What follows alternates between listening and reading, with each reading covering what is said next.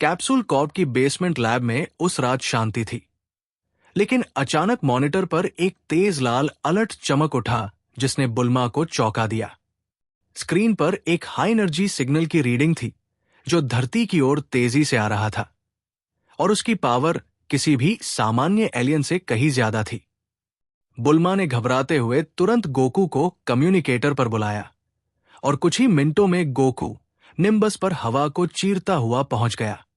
बुल्मा ने उसे वो रीडिंग दिखाते हुए बताया कि ये किसी भी ज्ञात स्पेसशिप जैसा नहीं है, और इसकी एनर्जी सिग्नेचर बिल्कुल अनोखी है, सयन जैसी, लेकिन फिर भी किसी और तरह की। गोकू ने उत्सुकता और हल्की चिंता के साथ मुस्कुराते हुए कहा कि वो जाकर देखता है क्या चल रहा है, और वो इंस्टेंट ट्रांसमिशन से गायब हो गया। घने जंगल में अचानक आसमान चमक उठा, और कुछ ही क्षणों में एक आग का गोला धरती से टकराया। धमाका इतना बड़ा था कि पूरा जंगल कांप गया। गोकू ठीक उसी क्षण वहां प्रकट हुआ, और धुएं के बीच उसे वो अजीब गोल जहाज दिखाई दिया जिसमें नीली रोशनी धड़क रही थी। जहाज धीरे धीरे खुला, और उसके भीतर एक लगभग 15 साल का लड़का बेहोश पड़ा था, जिसके बाल चांदी जैसे और आंखें हल्की नीली थी। उसकी आर्मर भी अनोखी थी, चमकदार और बिल्कुल किसी भी ज्ञात योद्धा से अलग। गोकू ने उसे उठाया और महसूस किया कि उसके शरीर में एक बहुत शुद्ध और शांत एनर्जी है, जैसे कोई सेक्रेट शक्ति हो। लड़का बस इतना बोल पाया कि उसका नाम टेरॉन है, और फिर बेहोशी में चला गया। कैप्सूल कॉर्प में कुछ घंटों बाद टेरॉन होश में आया और अपने चारों ओर गोकू, बुल्मा और ट्रंक्स को देखा। वो डरा हुआ, कॉन्फ्यूज्ड और बहुत थका हुआ लग रहा था। उसे धीरे धीरे सब समझाया गया कि वो पृथ्वी पर है और सुरक्षित है। जब बुल्मा ने पूछा कि वो कौन है, कहां से आया है और उसका जहाज क्यों क्रैश हुआ, तो टेरॉन ने कांपती आवाज में बताया कि वो जोरंग ग्रह का है, एक ऐसा ग्रह जहां उसके लोग केवल हीलिंग एनर्जीज का उपयोग करते हैं, न कि डिस्ट्रक्शन का।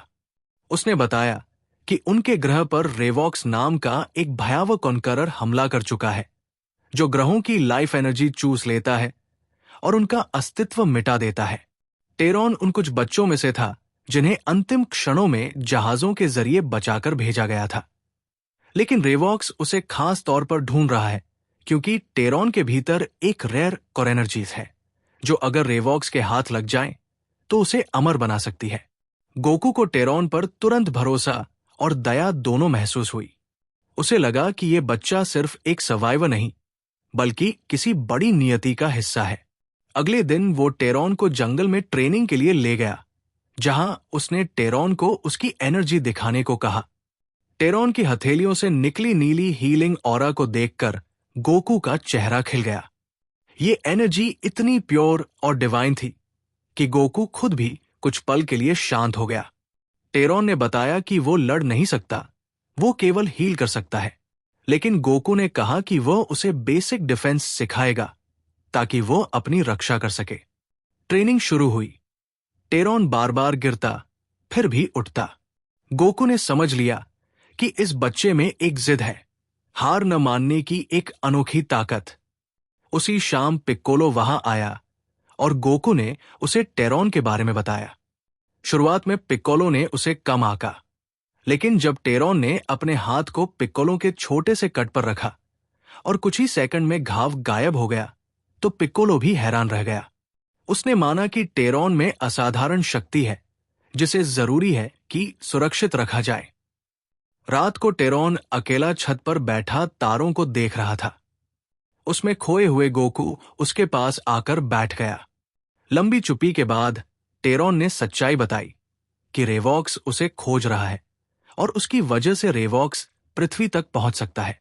उसने आंखें भरकर कहा कि वो यहां सबको खतरे में नहीं डालना चाहता, लेकिन गोकू ने उसके सिर पर हाथ रखते हुए कहा कि जब कोई पृथ्वी को खतरा देता है तो पहले उसे गोकू से होकर गुजरना पड़ता है, और टेरॉन अब अकेला नहीं है।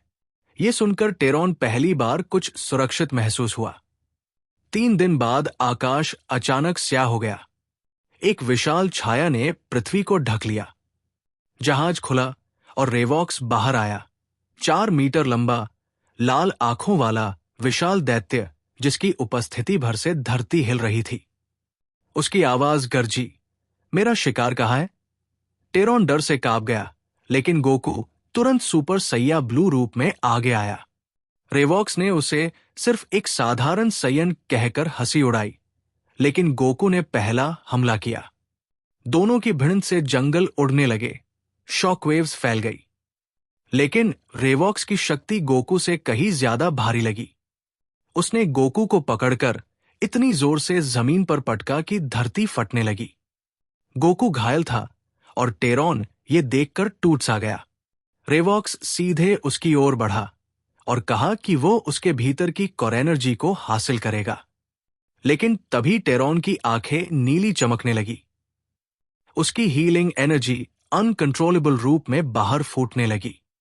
उसका शरीर हवा में उठ गया, जैसे किसी डिवाइन शक्ति ने उसे एक्टिवेट कर दिया हो। पिक्कोलो चकित था। यह सिर्फ हीलिंग नहीं थी, यह तो शुद्ध सेलेस्टियल टाइप एनर्जी थी। रेवॉक्स चिल्लाया कि यही वो कोर है जिससे वो अमर होगा।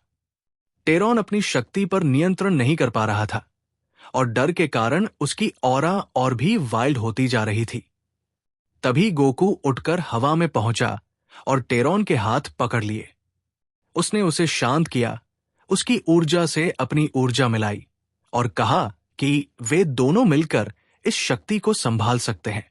जैसे ही दोनों की एनर्जीज एक साथ जुड़ी, पूरी धरती नीली रोशनी से भरने लगी। गोकू ने टेरॉन को निर्देश दिया और दोनों ने मिलकर एक संयुक्त हमला बनाया जो नीला और सफेद ऑरा का अद्भुत फ्यूजन था, यूनिटी स्ट्राइक। रेवॉक्स ने अपनी सबसे घातक बीम छोड़ी, लेकिन यूनिटी स्ट्राइक उससे कहीं ज्यादा शक्तिशाली साबित हुई। दोनों बीम्स टकराई और एक विशाल एक्सप्लोजन हुआ जिसने रेवॉक्स के आर्मोर को चूर चूर कर दिया। रेवॉक्स घुटनों पर गिरा और अंतिम चीख के साथ विस्फोट में खत्म हो गया। हवा साफ हुई, धूल बैठी और गोकू ने थके हुए टेरॉन को गोद में उठाया। टेरॉन की आंखों में आंसू थे, लेकिन उसके चेहरे पर एक छोटी सी मुस्कान थी कि वो आखिरकार खुद के डर से जीत गया। बुल्मा, ट्रंक्स और पिक्कोलो वहां पहुंचे। पिक्कोलो ने कहा कि यह बच्चा अब सिर्फ मेहमान नहीं, बल्कि जेड फाइटर्स का हिस्सा है। टेरॉन ने भावुक होकर कहा कि उसने सब कुछ खो दिया है, लेकिन पृथ्वी पर उसे एक नया परिवार मिल गया है। गोकू ने उसका हाथ थामा और कहा, वेलकम टू अर्थ। हमारे नए दोस्त